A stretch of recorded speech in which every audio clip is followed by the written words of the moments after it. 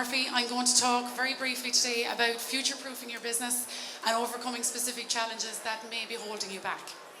And we're going to look at exceeding expectations and planning for profit, because if you're in business and you're not thinking about your profit, you shouldn't be in business. That's my own belief.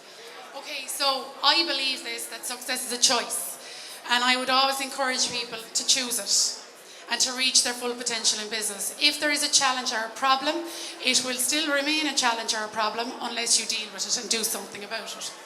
We're based in Wexford, but we work with clients the length and breadth of the country and overseas, helping them to plan, package and promote in such a way that they recharge their revenue, overcome specific challenges and give it welly, right? And get stuff done. A challenge to me is an opportunity to overcome, achieve, develop and make progress. So it's not something to be afraid of or to be put off by. Now, for a minute, let's imagine if we had a marketplace or a business without any challenges. They're a fact of life, right? That would be a complete dream world. But where would the crack be in that, right? We'd have nothing to complain about and we'd have nothing to do. Business is a game, and you either step in or you step off. You have to have skin in that game, and you have to be focused and serious and take the good times with the bad times.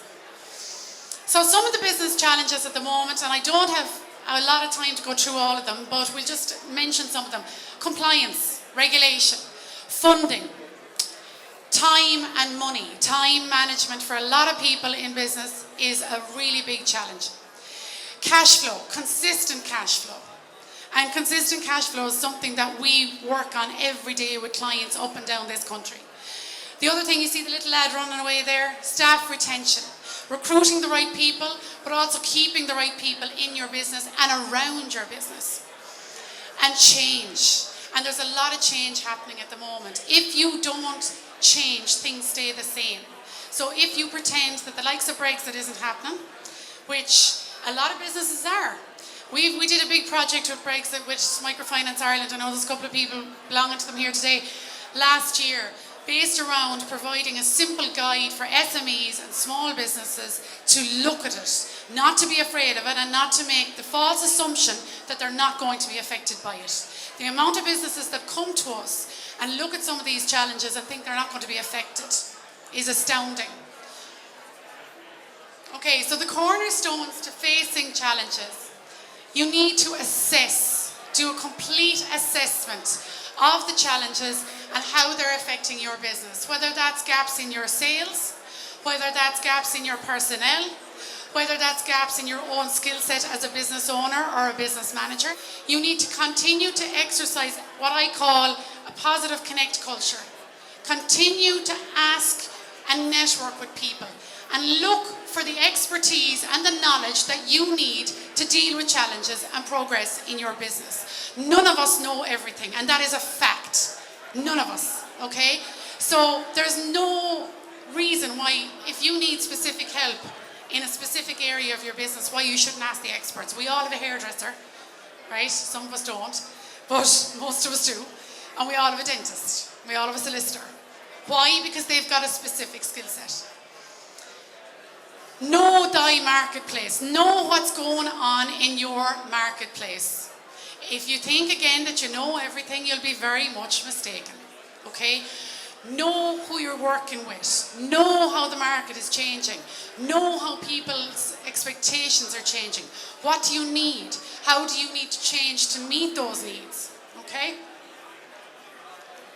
So I'm just going to go through 10 top tips for overcoming your challenges. And some of this stuff is common sense, but common sense ain't all that common, as my dad used to say to me, right? So number one, go with your gut. No matter how long you're in business or how short a time you're in business, your gut won't fail you. The only time it'll fail you is when you don't listen to it, all right? Embrace and manage change. We had a client a couple of years ago and they wanted to make progress. But I had to say to them, listen, I can do as much as I can do with you now. I can't do any more unless you're open to new ideas, new to a bit of innovation, new to change. And that has them standing still. And that's okay if that's where they want to be. But The majority of us don't want to be standing still. We want to be getting stuff done. Or as I always say, get shit done. Pardon my French, right? Stay economical in your business. What I mean by that is a bit of frugality is always a good thing. It's like a household budget. All the women and men here know all about household budgets. I'm married to a man who doesn't even realise it exists, but sure, however. Likewise, you need to be a little bit frugal in your business, regardless of how big you're getting in your boots or how progressive you're getting. Okay? No to emotional pricing. Watch your pricing. Watch your value. Watch how you're presenting what you're about to your ideal customer. Okay? We do a lot of work around pricing, and that's why I said no to emotional pricing. You have to be consistent. Be willing to abandon what is not working. If something's not working, then park it. And look and see, okay, what do we need to do now to make something else work? Okay? If it's broken, you know what to do with it. If it's not broken, you keep it. Review and refresh old strategies with old ones. Things change, lads. Plans change. Don't be afraid of that. Don't use the same strategy year in, year out. Put a bit of welly and a bit of oomph and a bit of power into what you're doing for your business and how you're going to get to where you want to be. What is the stone in your shoe for your business? So what's the thing, and we all have it, to be honest with you, including myself. What is the thing that is holding you back, that you're kind of putting on the long finger all the time? Just face up to it, deal with it, okay? Develop a plan of action for every challenge. Be prepared. Have some kind of a plan. People say to me around the area of Brexit that, oh my, sure, what are we supposed to do? We don't know what's happening. Okay, we don't, but we do know certain things, right? And we do know that there are things that may happen. So how can we safeguard against those affecting our business insofar as we can at the moment? We'll know more later this year, and it'll be interesting to see what Boris decides to do. Okay, know your numbers and the gaps in those numbers. Know your sales figures. No matter how big your business goes, do not remove yourself from the sales function. Always know your figures. Know the numbers and mind the gaps. You've got to fill those gaps. You've got to look at a plan on how and what you need to do to fill those gaps. And be the master of your skill. Stick to what you know. Don't try to be all things to all people. It doesn't work. And it actually reduces the quality of a service that you provide or the quality of the products you provide. Address your challenges and plan. This is not rocket science stuff, and I'm sure you're saying to yourself, sure, we know all this. You do. But you need to apply it, right? So make a decision, get to work. I don't faff about, right? I'm very straight talking with clients, and I'm very straight talking with myself sometimes too, which I have to be. Break it down into manageable chunks of action that you need to take every month, every week, every quarter. Keep it simple. Complicated stuff does not work. And ask yourself this, what's going to happen if you don't plan? And then ask yourself, what's going to happen if I do when I take action? It's another thing off the list. I love lists. Right? Plans can change and they will change. Roll with those changes. Don't put off tomorrow what you can do today.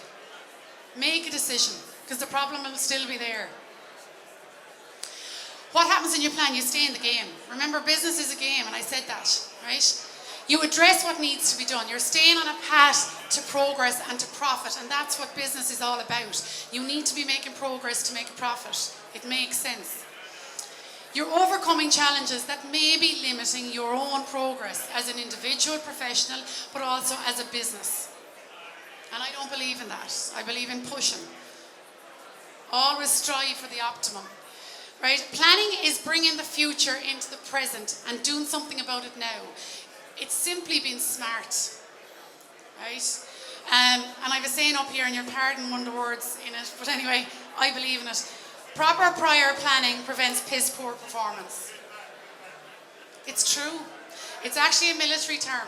It came from the military.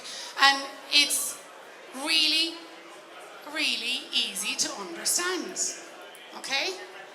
So that's why successful businesses are successful, because they put time into planning. They put time into getting shit done. They put time into focusing on challenges that they need to overcome. Because there's no such thing as a magic wand to make it go away. It doesn't work like that. How much time are you dedicating to challenges you're facing? Anyone here got any one challenge they tell me about or they're okay to tell me about? Yeah? How do you between Facebook, LinkedIn, Instagram and all of that versus having your own website? Okay. Who do you need to talk to? You were talking about the challenges with the website versus social media, right? You need then to go to somebody who has social media experience. We do a little bit of that, but there's a man here today, Alan Hennessy. If you can talk to him, talk to him. Okay? So that's one step you're taking. At least you'll be getting some advice. Some experienced and qualified advice as well. Be careful of who you go to for advice. Make sure they know exactly what they're talking about and they are trustworthy. Because time is money, guys. Okay? Is there a plan to overcome and deal with your challenges face on? Who else here has a challenge in their business? Anybody want to share it with me?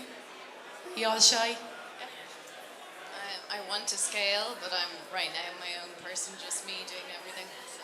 Yeah, there's a lot of people like that. What's your first name? Laura. There's a lot of people like that. So have you made a plan to address that? So what are you going to do today? Because you can actually sit down with somebody and discuss that. Into the outsourcing or bringing in a team, so it feels like a big jump that I have to do. You don't have to do it immediately. That's the thing I'll say to you, but you can come and talk to me later on if you want to about that. So it's not immediate stuff, but at least if you have it scheduled there, the most valuable spend of your time is the time you spend on your business. You've got to treat your business like a client. You've got to give that client time, which is yourself. That is the most valuable client you have. Okay? Because if you don't look after yourself and your business, you sure as hell can't look after your clients and their businesses. Okay?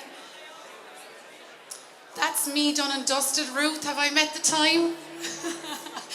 So I'd encourage everybody to address the challenges and progress. And remember this, I said this recently at an event and I got a laugh off it, but anyone can be grand, but we can all be grand, sure it's all grand, but let's be great at what we do. And that's not bullshit. You know, strive to be the best version of a business owner that you can be or a professional that you can be. You can come and connect. We like meeting people. We're down at FO2 and say hello. I love talking to people and I'm happy to help businesses when and if I can. All right, thank you for listening.